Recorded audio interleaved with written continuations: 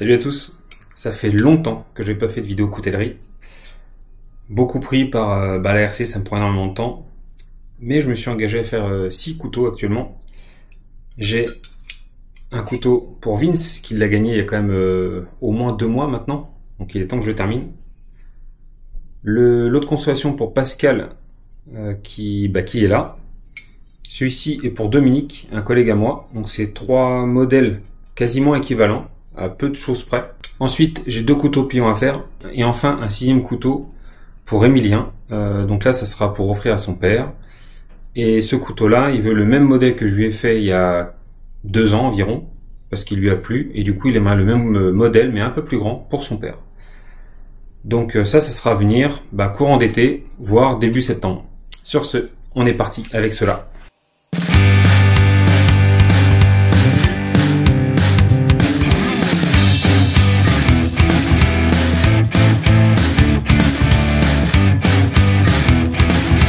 Voilà, donc la troisième émouture est faite. Donc j'ai fait des émoutures concaves.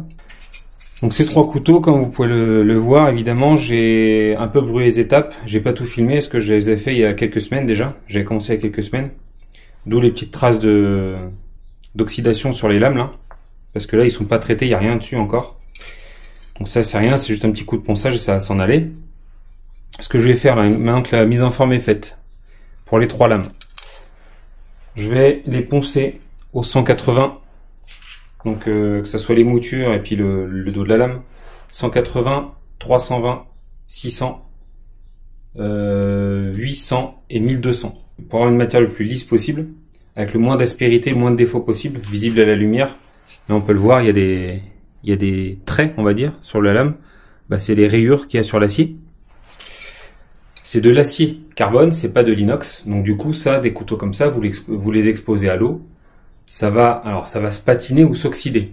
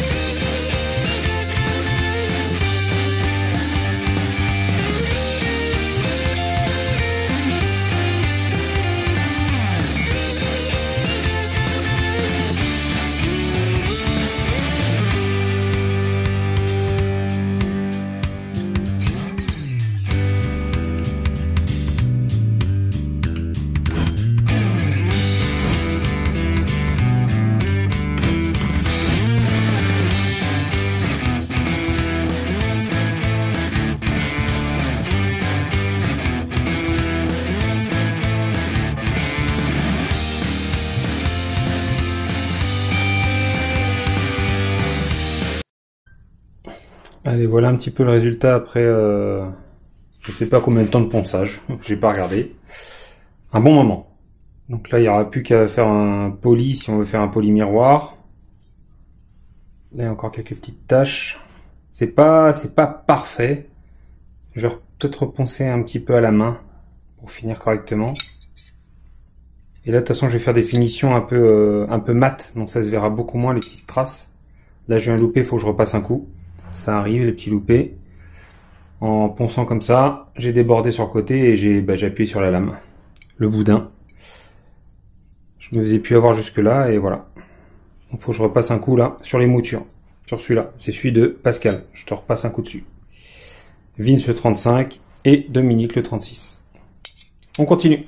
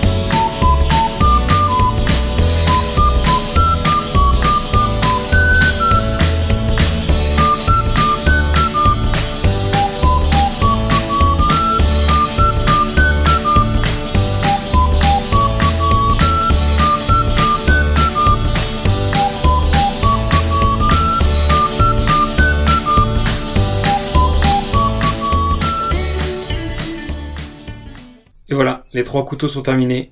Donc les numéros 34, 35 et 36. Donc, pour rappel, le 34 pour Pascal. Donc le lot de consolation de la dernière tombola, qui est là. Donc les 3, comme j'ai dit, hein, sont dans un style vraiment similaire. Les dimensions sont quasi les mêmes. Il y a quelques millimètres d'écart, c'est vraiment très ressemblant. Le 36, celui de Dominique, est un petit peu plus grand, parce que bah je le connais, c'est un grand gaillard. Voilà, il fait quelques millimètres de plus, on peut le tenir avec une grande main. Et c'est le seul qui a une finition au marc de café, celui-là. Donc on voit bien les taches que ça fait dessus. Donc ça fait des taches, c'est pas réfléchi en fait, c'est le café qui attaque plus ou moins l'acier. Donc ça fait des jolies taches, je trouve. Ça fait une finition vraiment, vraiment différente. Et ceux-là sont finis avec du perchlorure de fer. Donc comme je dis, pour des couteaux à utilisation atelier, un peu à tout faire, pas vraiment l'utilité de faire un police qu'on appelle miroir, donc une finition dans le style de lame que Dominique voulait là. J'ai fait ça pour les 3 couteaux du coup, un peu moins prononcé sur ces deux-là. Mais vu que ça va servir en atelier, il n'y a pas forcément l'utilité. Voilà, moi je l'avais fait sur le mien, donc là le mien il commence à avoir vécu, hein, je m'en sers vraiment pour tout. Et voilà, ça s'est un peu oxydé au niveau du polymiroir justement. Voilà, on le voit là. Donc voilà, pas forcément l'utilité de faire un beau polymiroir sur l'ensemble du couteau, parce qu'au moins ça c'est des objets que tu peux emmener partout. Très coupant, donc faut se méfier quand même, méfiez-vous. Et donc voilà, sur ce, je vous souhaite à tous et toutes une très bonne journée. Et comme d'habitude, bisous caresses, salut.